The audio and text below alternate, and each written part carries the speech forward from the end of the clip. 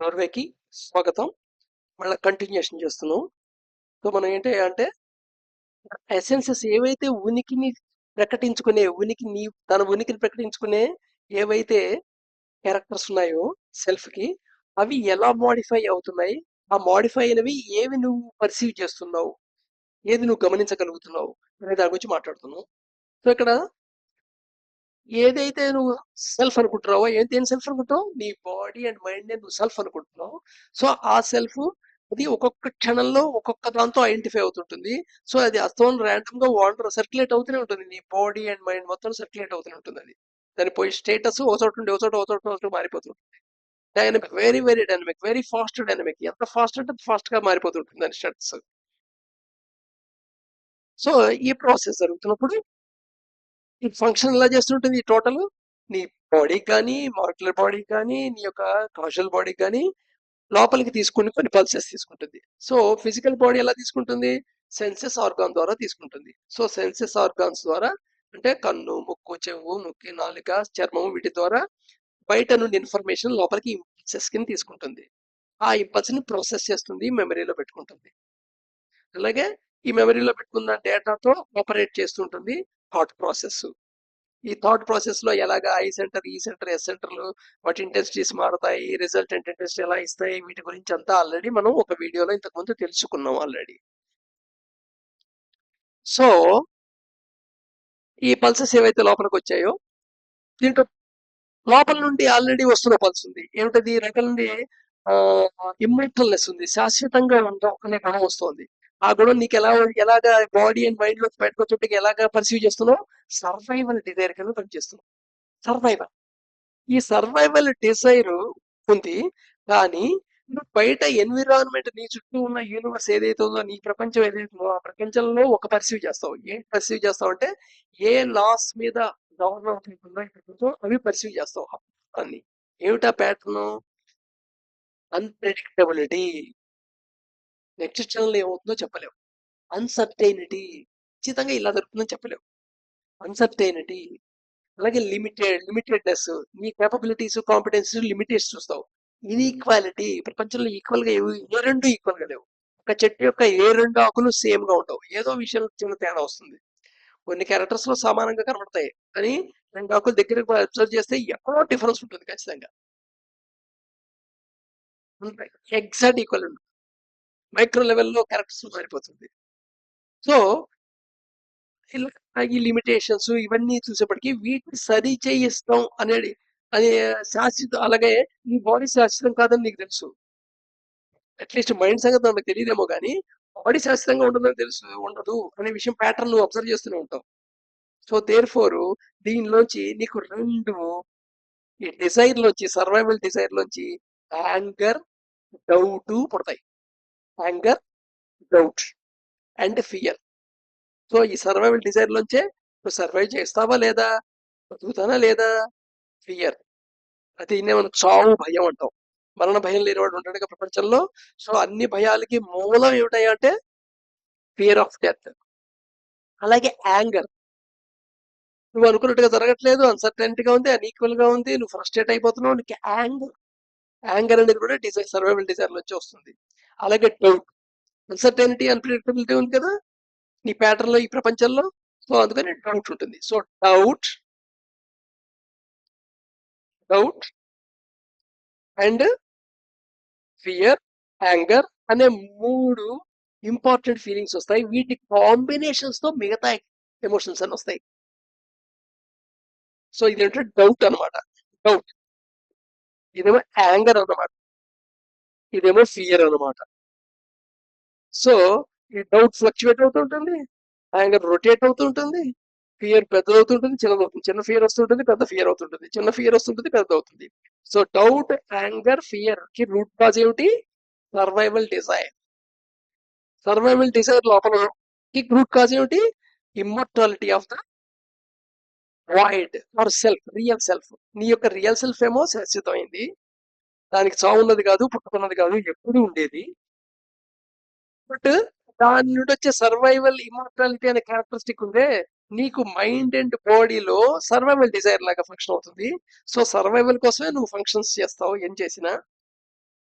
But ఈ ప్రపంచం ఒక ప్యాటర్న్ కూడా నీకు అర్థమైపోతుంది. ప్రతి మనిషి కలకాలం బతకడని విషయం తెలుసు. నువ్వు అనుకున్న పని జరగదు అని తెలుసు. అనుకున్న విధంగా జరుగుతుందని తెలుసు. సో డౌట్ ఉంటుంది. దానికి ఎక్స్టర్నల్ గా కారణమైన వాటి మీద కోపం వస్తుంది. అండ్ భయం కలుగుతూ ఉంటుంది. మరణ భయం. సో వీటి యొక్క కాంబినేషన్ గా మిగతా ప్యాటర్న్స్ అన్ని వేవ్ అవుతాయి. మిగతావి ఏమిటి?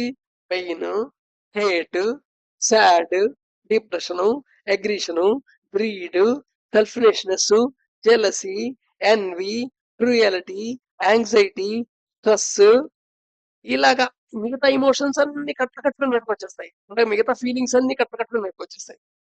ఇక్కడ చూడండి, ఈ బేసిక్ కాంబినేషన్ లో డౌట్, యాంగర్, ఫియర్ యొక్క కాంబినేషన్ లో జాయ్ ఉంటుందా? ఉండదు. అంటే జాయ్ ఈ సెల్ఫ్ నుంచి రాదు, ఇంకో సెల్ఫ్ నుంచి వచ్చి ఉండాలి. అలాగే ఈ మూడిటి కాంబినేషన్ తో లవ్ వస్తుందా? రాదు. సో దెర్ఫోర్ లవ్ అనేది, ఎగ్జిక్యూటివ్నెస్ అనేది, అంటే అందరిని కలుపుకుంటాం, ఎఫెక్షన్ అనేది, ఇంటిమసీ అనేది ఈ డౌట్, యాంగర్, ఫియర్ అనే కాంబినేషన్ లో రాదు. నటించవచ్చు. నీకు ఫియర్ తో ప్రేమగా ఉన్నట్టు నటించవచ్చు. నీకు డౌట్ ఉంది, ఆ డౌట్ కోసం అని ఎదుర్కొన్న వాళ్ళతో నటనతో మెప్పించవచ్చు అవునట్టుగా. బట్ కాదు. మనసు నుంచి వచ్చేది మటుకు ఖచ్చితంగా ఈ మూడు కాంబినేషన్ లో రాదు. అంటే ఏదైతే నువ్వు సెల్ఫ్ అనుకుంటున్నావో నీ బాడీ మైండ్ నుంచి వచ్చేది కాదు. అంటే అది ఆ ఫీలింగ్ వస్తోంది అంటే ఇంక్లూజివ్నెస్ అండ్ ఎఫెక్షన్, లవ్ కి ప్రధానంగా వస్తున్నాయంటే ఇవి ఇంకోటేదో పాయింట్ నుండి రావాలి కదా. అది ఇక్కడ పాయింట్ అన్నమాట. అలాగే కంపాషన్, కైండ్నెస్ కింద కలుగుతుంది. అర్థమవుతుంది కదా. సో ఇది ఇక్కడ ఒకటే, only not to be managed అనే తత్వం డౌట్, యాంగిల్, ఫియర్ నుంచి రావు. అయితే వీటి మూడింటికి కారణంగా కలుగుతుంటుంది. మేనేజ్ ఎవరేం చేస్తే నీకు ఎందుకు నన్ను మేనేజ్ చేస్తున్నాడు వీడు, వీడు ఏం ఆశించి చేస్తున్నాడు అని ఆలోచిస్తాం. లేదా మేనేజ్ చేస్తున్నాడు అంటే కోపం వస్తుంది వాడి మీద, నన్ను మేనేజ్ చేస్తావా అనేది. బట్ యాక్చువల్ దాని రూట్ కాదు, పవర్ నుంచి వచ్చింది. పవర్ వీటి కాంబినేషన్ వచ్చేది కాదు. డౌట్, యాంగర్, ఫియర్ తో నీకు పవర్ వచ్చేది కాదు. వచ్చిన అది టెంపరీగానే ఉంటుంది. ఎందుకు వాడు నటిస్తాడు అంతే, నీ పవర్ కి సరెండర్ అయినట్టు, సర్వింగ్ అయినట్టు. సో ఇదనమాట. సో ఇక్కడ లాజికల్ గా జాగ్రత్తగా నీకు ఉన్న ఎమోషన్ అండ్ ఫీలింగ్స్ యొక్క క్యారెక్టరిస్టిక్స్ తీసుకుంటే, some of the are originating or radiating from certain point and some of them are radiating from some other point. So doubt, anger, pain, hate, sad, depression, aggression, greed, jealousy, envy, cruelty, stress, anxiety ఇలాంటివన్నీ ఒక point నుంచి చూడాలి. అలాగే inclusiveness, affection, love, survival desire, bliss, happy, joy, pleasure, compassion, kindness, sympathy, helping nature, humble, ఇవన్నీ ఇంకో point నుంచి చూడాలి. అందుకని యాక్చువల్గా అది రియల్ అన్నమాట. ఈ సెల్ఫ్ నువ్వే సెల్ఫ్, నీ బాడీ మైండ్ సెల్ఫ్ కాదన్నమాట. ఈ 3 వీడియోలు 1-2 సార్లు రిపీట్ చేసి చూడండి. చూస్తే మీకు ఇంకొంచెం క్లారిటీ గా ఒక లాజికల్ గా ఒక కంక్లూషన్ రాగలుగుతారు. సో సెల్ఫ్ ఉంది, సెల్ఫ్ ఉంది అనే కంక్లూజన్ యాక్చువల్ గా నేను ఈ లాజిక్ లోనే అనుకున్నా.